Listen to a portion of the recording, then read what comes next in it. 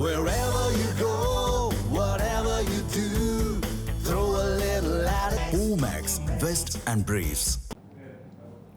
போக்குவரத்து விதி மீறலுக்கு அபராதத்தை செலுத்தினால் மட்டுமே இன்சூரன்ஸ் புதுப்பிக்கப்படும் என்ற தமிழக அரசின் அறிவிப்பு வெந்த புண்ணில் வேல் பாய்ச்சுவது போல் உள்ளதாக லாரி உரிமையாளர்கள் வேதனை தெரிவித்துள்ளனர்.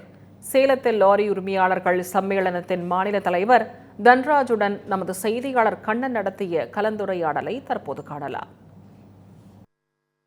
தமிழகத்தில் போக்குவரத்து துறையில் மட்டும் இன்று பதிவு செய்யப்பட்ட வாகனங்கள் என்று எடுத்துக்கொண்டால் 2.5 கோடி வாகனங்கள் உள்ளன. இதில் சரக்கு போக்குவரத்தில் குறிப்பாக மக்களின் அத்தியாவசிய தேவைகள் பரிமாற்றத்தில் ஈடுபடக்கூடியது என்றால் தமிழக பதிவெண் கொண்ட லாரிகள் இன்று 4.5 லட்சம் லாரிகளும் மற்றும் வெளிமாநில லாரிகள் என்று எடுத்துக்கொண்டால் அவை ஒரு 70,000 லாரிகள் என இயங்குகின்றன. இந்த லாரிகள் இயக்கம் என்பது அதாவது போக்குவரத்துறையின் எண்ணிக்கை தான் இப்படி இருக்கிறது என்றால் இந்த தொழில் ஏற்பட்ட கடும் பாதிப்பின் காரணமாக தற்போது 3 லட்சத்துக்கும் குறைவான லாரிகளே இயக்கத்தில் உள்ளதாக புள்ளி விவரங்கள் தெரிவிக்கின்றன. இந்நிலையில் இந்த லாரிகளுக்கு போக்குவரத்துறை மூலம் அதாவது குறிப்பாக போலீசார் சாலை விதிகளை மீறியதாக விதிக்கப்படும் அபராத தொகையை செலுத்தினால் மட்டுமே அவற்றிற்கு போக்குவரத்துறை சான்றிதழ் உள்ளிட்ட பல்வேறு சலுகைகளை வழங்கும் என தெரிவிக்கப்பட்டுள்ளது. இந்நிலையில் புதிதாக சென்னை மாநகர போக்குவரத்துறை சென்னை மாநகர காவல்துறையும் மற்றும் இன்சூரன்ஸ் நிறுவனம் ஒரு ஒப்பந்தத்தை கையெழுத்திட்டுள்ளதாகவும் அதில் குறிப்பாக இன்சூரன்ஸ் செலுத்த வேண்டும் என்றால் போக்குவரத்து துறை மற்றும் போலீசாரால் விதிக்கப்பட்ட அபராதத்தினை முழுமையாக செலுத்தினால் மட்டுமே இன்சூரன்ஸ் தொகை செலுத்த முடியும் என்ற நிலை ஏற்பட்டுள்ளது. இதனால் இந்த புதிய நடைமுறையின் காரணமாக லாரி போக்குவரத்து அதாவது மோட்டார் தொழிலில் கடும் பாதிப்பை ஏற்படுத்தும் என தகவல்கள் வெளியாகியுள்ளன. இது குறித்து நம்மிடம் விளக்குவதற்காக மாநில லாரி உரிமையாளர் சம்மேளனத்தின் தலைவர் தனராஜ் இணைந்துள்ளார். அவரிடம் கேட்போம். சார், என்ன சார் பாதிப்பு? ஆன்லைன் கேஸை நாங்கள் முற்றிலுமா ஒழிக்கணும் அப்படிங்கிறது தான் நாங்கள் மாண்புமிகு முதல்வர் அவர்களுக்கும் காவல்துறையினர் உயர் அதிகாரி அவர்களுக்கும் பல முறை எடுத்து கடிதம் மூலமாகவும் நேரிலையும் வலியுறுத்தணும். காவல்துறை அதிகாரிக்கு 2 முறை திரு சைலேந்திர பாபு சார் இருக்கும்போதும் சரி, இப்போ சங்கர் ஜிவால் சார் இருக்கும்போதும் சரி, நாங்களே மாநில லாரி உரிமையாளர் சம்மேளனத்தின் சார்பாக நாங்கள் அவங்ககிட்ட கோரிக்கை வைத்தோம். ஆன்லைன் கேஸுங்கிறது லாரி நிற்கும் போது ஒரு ஃபோட்டோ, பார்க்கிங்கில் இருக்கும்போது ஒரு ஃபோட்டோ, இந்த மாதிரியெல்லாம் எங்களுக்கு ஏகப்பட்ட தொந்தரவுகள் காவல்துறையினால் ஆன்லைன் கேஸால் ஏற்படுதுன்னு சொன்னோம். இது ஒரு புறம் இருக்கு, அது தொடர்ந்துக்கிட்டு தான் இருக்குது.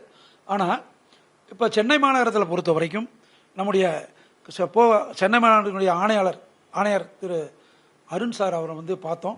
ஆனால் அவர் சொன்னார், நாங்கள் சென்னையில் இந்த மாதிரி நாங்கள் போடுறதில்லைன்னு சொன்னார். அது உண்மை. ஆன்லைன் கேஸ் கொஞ்சம் குறைஞ்சிருக்கு. அதில் நாங்கள் அவருக்கு நன்றி தெரிவிச்சுக்கிறோம். ஆனால் ஆன்லைன் கேஸ் அபராதம் அப்படிங்கிறது பார்த்தீங்கன்னா பல மடங்கு இருக்குது. ஒரு லாரின்னு எடுத்துக்கிட்டோம்னா உதாரணத்துக்கு மற்ற இருசக்கர வாகனங்கள், கார், அதெல்லாம் தனி. எங்களுடைய சம்மந்தப்பட்ட லாரிகள் அல்லது சிறிய இலகுரக வாகனங்கள் எல்லாத்தையும் பார்த்தீங்கன்னா ஒவ்வொரு வண்டிக்கும் ஒவ்வொரு விதமான கேஸ்கள் மூலமாக ஃபைனெல்லாம் வந்திருக்கு. அது என்ன பண்ணுறாங்கன்னா காவல்துறை ஒரு பக்கம் வசூலிக்க முடியலங்கிறதுக்காக காவல்துறையினுடைய இது பண்ணி ஆலோசனையின் பேரில் போக்குவரத்து துறையில் கொண்டாந்து கொடுத்துட்டாங்க. அந்த கேஸ் பூரா எடுத்து இந்த ஃபைனை கட்டினா தான் அந்த வண்டிக்கு எஃப்சியோ அல்லது அந்த ஆர்டிஓ ஆஃபீஸில் என்ன வேலை நடந்தாலும் இதை ஃபைனை கட்டினா தான் உங்களுக்கு நாங்கள் அந்த வேலையை செஞ்சு கொடுப்போம், அடுத்த ஸ்டெப்புக்கே போக முடியுங்கிற நிலைமை வந்துச்சு. அதுவும் குறிப்பாக எஃப்சிக்கு தகுதி சான்றிதழ் நாங்கள் பெற போகும்போது தான் அந்த ஃபைனை கட்டினா தான் பண்ணுறோன்னாங்க. நாங்கள் போக்குவரத்து ஆணையாளர் அவர்கள்ட்ட அவர்கள்ட்ட விளக்கணும்.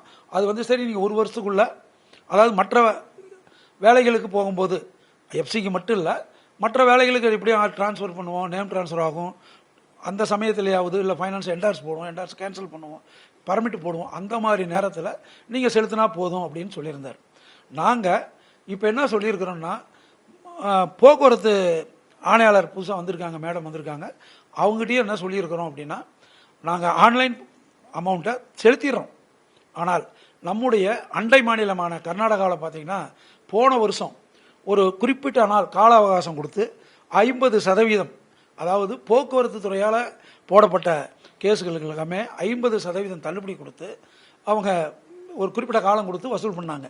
அதே மாதிரி இப்போ போன வாரத்தில் கொடுத்து ஒரு 5 நாளைக்கு முன்னே கொடுத்து அதே கர்நாடகா அரசு கொடுத்து மறுக்க இன்னும் இருக்கிற அமௌண்ட்டெல்லாம் கிட்டத்தட்ட வசூல் பண்ணிட்டு இருக்கிறாங்க. அதே மாதிரி நம்முடைய தமிழக அரசும் இதை கருத்தில் கொண்டு எங்களுக்கு அதை ஒரு 50% குறைச்சி கொடுக்கணும். அதாவது குறைச்சா நாங்கள் ஒரே டைம் கட்டிடுறோம், அப்படிதான் நாங்கள் சொல்லிட்டு இருக்கிறோம். இது காவல்துறை எங்களுக்கு தயவு செஞ்சு இதை பரிசீலனை பண்ணணும். நாங்கள் இந்த ஒன் டைம் ஆஃபரில் கட்டிடுறோம். இந்த இன்சூரன்ஸ் போடுறோங்கிறது எங்களை என்னமோ சொல்லுவாங்களே, நஞ்சு போனோம் இன்னமும் சாகடிக்கிற மாதிரி தான் எங்களுக்கு இருக்கு. இந்த தொழிலில் ஈடுபட்டுள்ள 3 லட்சத்துக்கும் மேற்பட்ட தொழிலாளர்கள் மட்டுமின்றி அதன் ஆதரவு தொழிலில் ஈடுபட்டுள்ள மற்றும் பிற தொழிலாளர்கள் என 10 லட்சத்துக்கும் மேற்பட்ட குடும்பங்களை காக்க தமிழக அரசு உடனடியாக எங்களை தொழிலை காக்குவதற்கான நடவடிக்கையில் ஈடுபட வேண்டும் என கோரிக்கை எழுந்துள்ளது. இது குறித்து மேலும் லாரி உரிமையாளர்கள் தமிழக அரசால் அதிர்ச்சியில் இருப்பதாகவும் தகவல் வெளியாகியுள்ளது. தமிழ் ஜனம் செய்திகளுக்காக ஒளிப்பதிவாளர் சுமனுடன் சேலம் செய்தியாளர் SK Kannan. Wherever you go, whatever you do, throw a little at it. Omax, Vest and Briefs.